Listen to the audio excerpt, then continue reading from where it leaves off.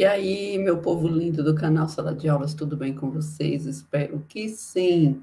Mais uma vez estamos aqui para atualizar o nosso canal. Espero que a sua semana seja maravilhosa. Peço para você curtir, compartilhar, se inscrever aqui no nosso canal.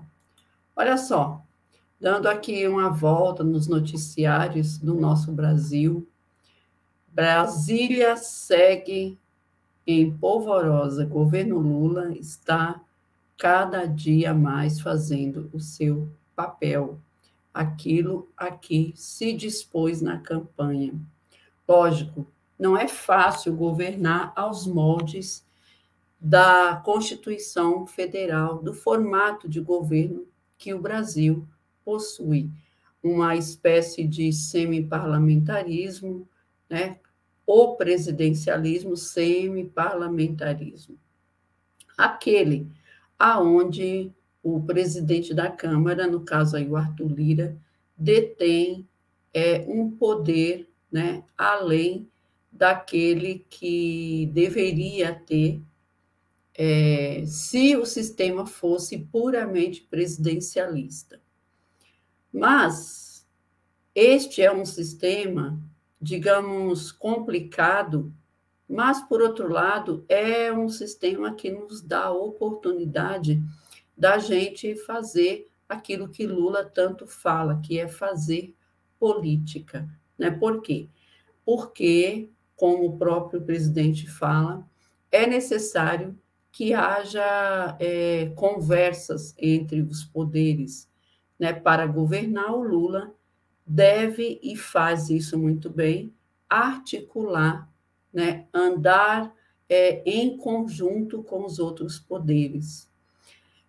Isso é bom para a democracia, né, porque acaba dando a cada um dos poderes a oportunidade de crescer na questão democrática, na questão da conversa, né, e também na questão do conversar para se entender.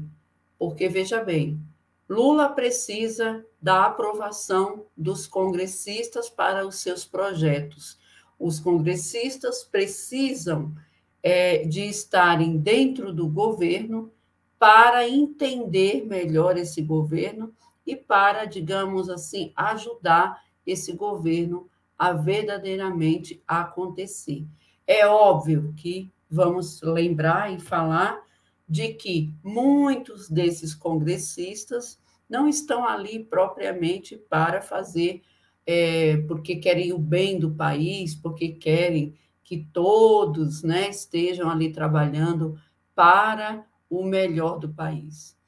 Tem alguns que estão ali eleitos pelo voto popular, mas pouco ou nada se lembram do povo. Estão ali em benefício próprio, como foi o caso de um certo deputado federal que passou exatos 29 anos sem aprovar praticamente nenhuma lei que fosse significativa para a ajuda sequer do seu estado, que era o seu estado berço político, né? Estou falando aqui do coiso, né, como diz o Lula. Estou falando aqui do coiso, né, que se transformou em presidente, não fez nada pela presidência, mas isso já era esperado por todos nós, porque se ele não fez nada quando ele tinha um mandato de deputado de 29 anos, por que queria fazer, né, alguma coisa que prestasse na presidência?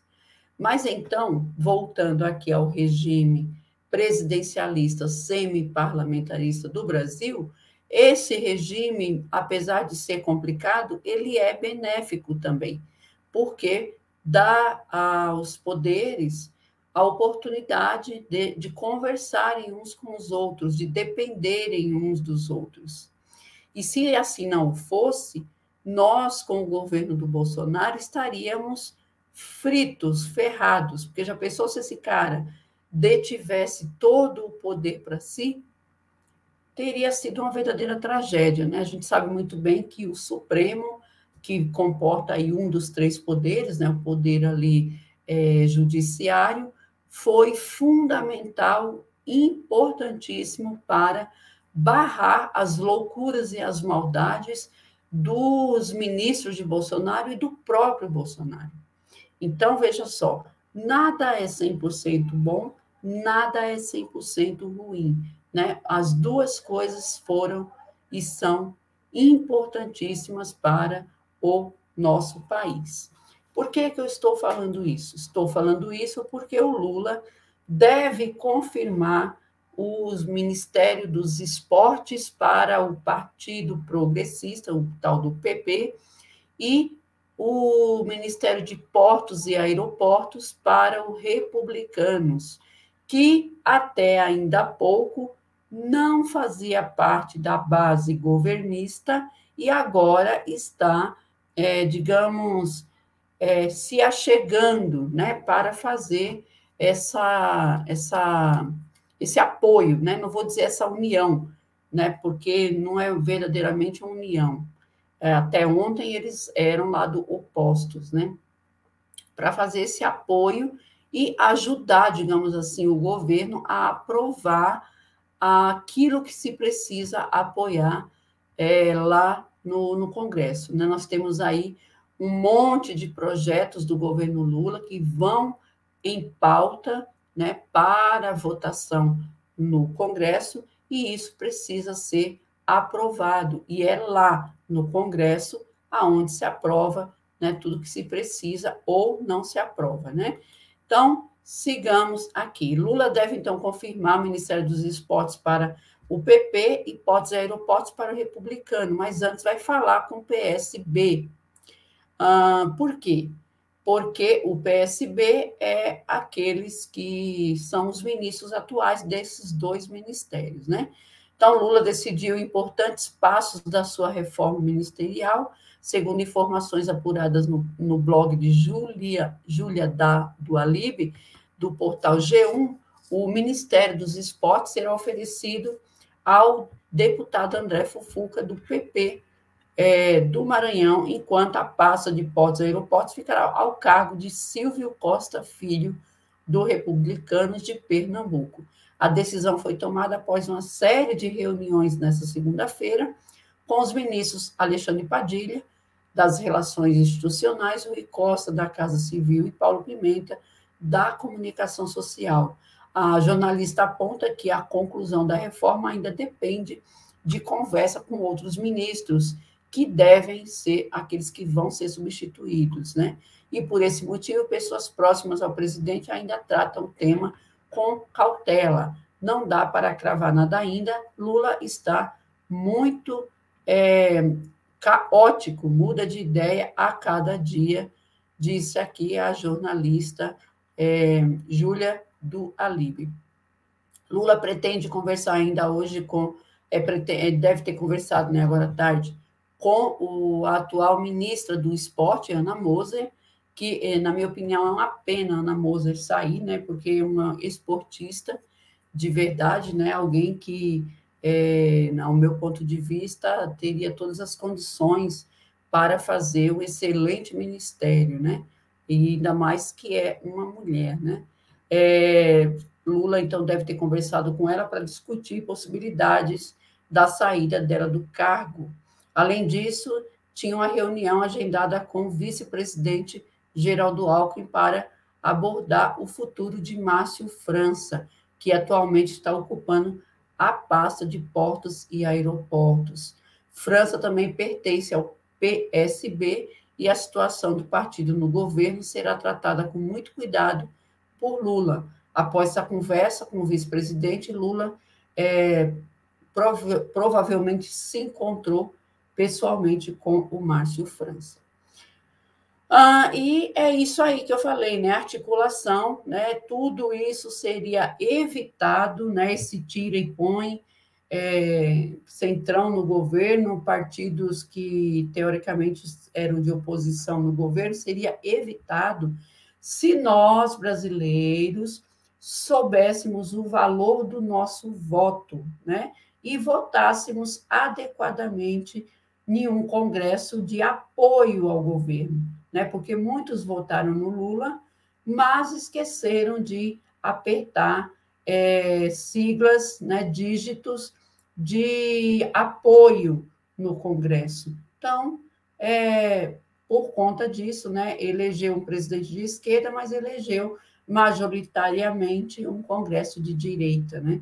E aí fica essa obrigação do governo Lula de precisar conversar, articular, né, e trocar aí apoio por esses cargos, por essas pastas, né? Infelizmente, é isso que tem para hoje e a gente não pode fazer nada a não ser ensinar, né? Esperar que o povo aprenda a votar e para que um dia isso não seja mais necessário, nessa essa articulação, essa questão de ficar nesse toma lá da cá, essa troca, né, de apoio, de cargos, enfim. E com relação aqui ao caso das joias, né, a Gleice Hoffmann faz aqui uma crítica, é muita muamba surrupiada, né? A Gleice está aqui ironizando sobre o pedido do Ministério Público para Bolsonaro devolver mais de 9 mil presentes recebidos. Gente, cada semana que passa é mais uma novidade com relação a essa história das joias, né? Realmente, Gleice Hoffmann tem razão, né? É muita muamba, é muita, sabe, muita coisinha, né? Cada dia é uma história.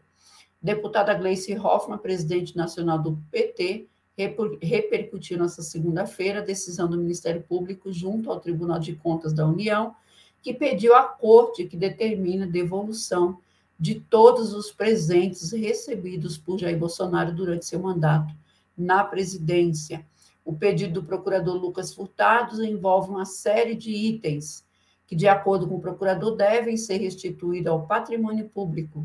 9 mil, diz MP, pede que o inelegível devolva todos os itens valiosos e surrupiados enquanto ele era presidente da República. Gente, é muita muamba, escreveu nas redes sociais a Gleice Hoffmann, né? Para ser mais exato, aqui, ó, 9.158 itens que o famigerado ganhou e surrupiou da presidência, né?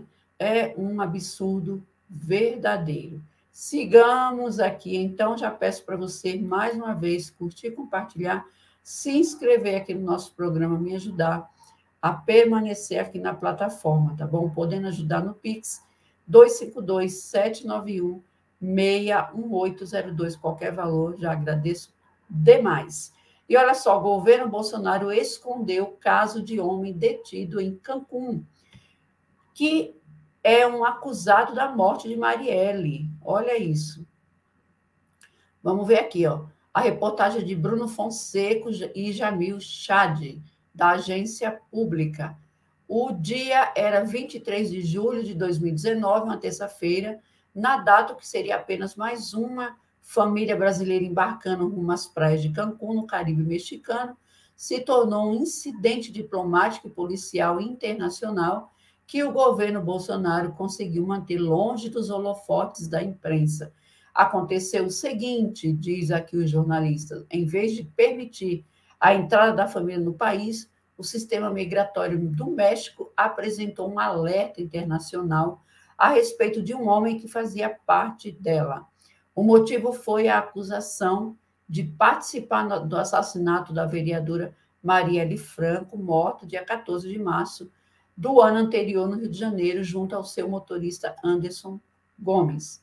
O alerta, na prática, gerou um efeito cascata. A acusação de envolvimento no crime levou ao cancelamento do visto de turista do suspeito para os Estados Unidos e, com isso, as autoridades mexicanas impediram que a sua viagem no país continuasse. O Itamaraty foi, então, chamado a intervir e colocou sua estrutura para acompanhar o imbróglio. A agência pública descobriu esse incidente através de um pedido de acesso à informação enviado ao Itamaraty agora em 2023, já durante o governo Lula. Contudo, um ponto segue ainda oculto: a identidade do homem que fora impedido de seguir viagem em Cancún. Abre aspas aqui, nunca tive qualquer conhecimento sobre isso, considero gravíssimo e deve ser apurado pelas autoridades brasileiras, informou a viúva de Marielle Franco para a jornalista Mônica Benício. É muito grave só saber desse ocorrido agora e por fontes que não fazem parte da investigação, disse a viúva de Marielle. Respostas, resoluções e transparência com os familiares é o que exigimos das autoridades brasileiras, disse a viúva de Marielle. Olha, gente, eu acho que está mais que na hora, né, da gente saber o que realmente aconteceu neste caso da Marielle, né? Já está mais do que na hora da gente, do Brasil e do mundo, conhecer com toda a transparência do mundo, né? O que de verdade aconteceu com Marielle, né? Quem foram os mandantes do assassinato dela, não é verdade? Eu acho que já deu, já, né? Tudo que nós tínhamos que pedir, né? A gente já pediu e precisamos de uma resposta urgentemente. E aqui, para finalizar o nosso encontro de hoje, eu quero falar aqui sobre a Amazônia. Lula presidirá o G20 e promete pautar combate à fome e preservação da querida Amazônia. Lula está aí falando todos os encontros dele, né, todos os locais aonde ele vai, né, os países que ele andou, que ele tem visitado. A pauta do governo de Lula é exatamente essa, né? Acabar com a fome, tirar o Brasil do mapa da fome novamente e preservar a Amazônia, de forma que produza, né, faça com que a Amazônia produza também subsistência para aqueles que dela dependem, né? E a fome é algo que toca muito o coração do nosso Lula, porque, como ele mesmo conta, ele padeceu desse mal, né? Ele sabe muito bem a dor que é uma criança, ou uma mãe, ou uma família, um homem, não ter o que se alimentar e dar ao seu filho. Na próxima semana, então, o presidente Lula viaja para Nova Delhi, na Índia, onde irá participar da 18ª cúpula do G20, o bloco com as 20 maiores economias do planeta. Essa será a última reunião do bloco antes que Lula assuma a sua presidência em dezembro. Será a primeira vez que o Brasil encabeçará o G20. O mandato brasileiro diante desse bloco começa no próximo dia 1º de dezembro, termina no dia 30 de novembro de 24.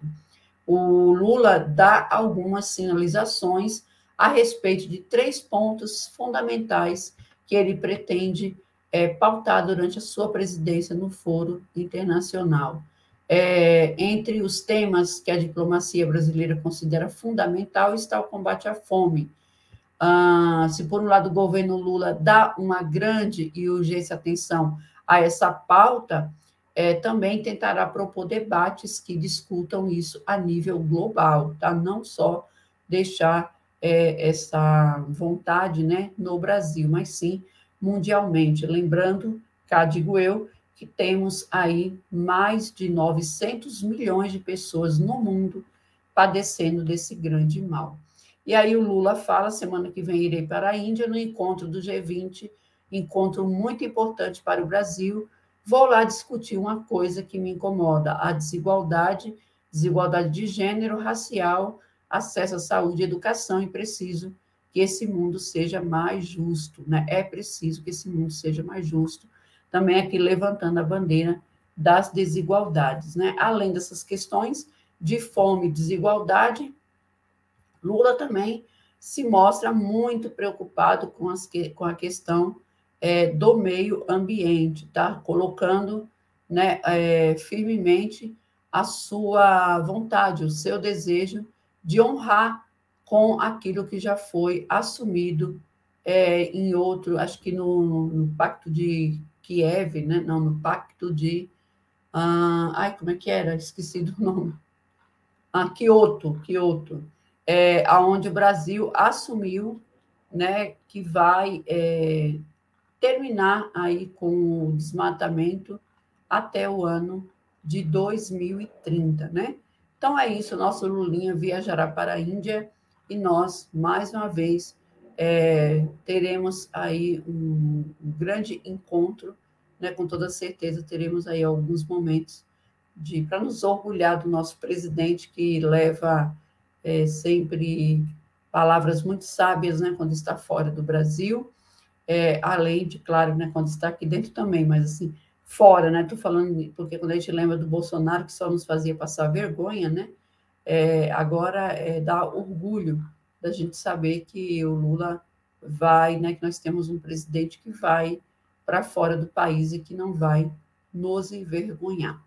Então é isso, pessoal. Agradeço a todos vocês. Mais uma vez, peço para que vocês curtam, compartilhem, se inscreve aqui no canal, traga mais pessoas aqui, né?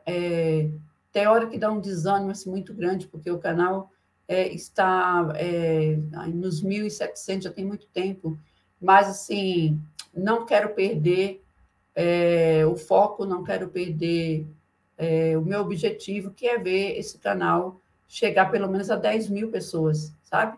Eu tenho essa vontade, eu tenho esse desejo, não pela questão financeira, mas assim para levar, né, mais informação. Já estou aqui faz tempo e acho que também mereço, né, que a gente possa crescer também, tá bom? E levar aí nossos conhecimentos, compartilhar conhecimentos com todos vocês. É isso aí. Peço, mais uma vez, se você puder me ajudar no Pix, né? Ajude, porque qualquer real já me deixa muito feliz, satisfeita, já dá um baita entusiasmo, tá bom? Aí no rolamento, ó, tá passando um númerozinho do Pix, tá? É só ajudar e eu te agradeço muito. Até o próximo vídeo. Fui. Tchau, tchau.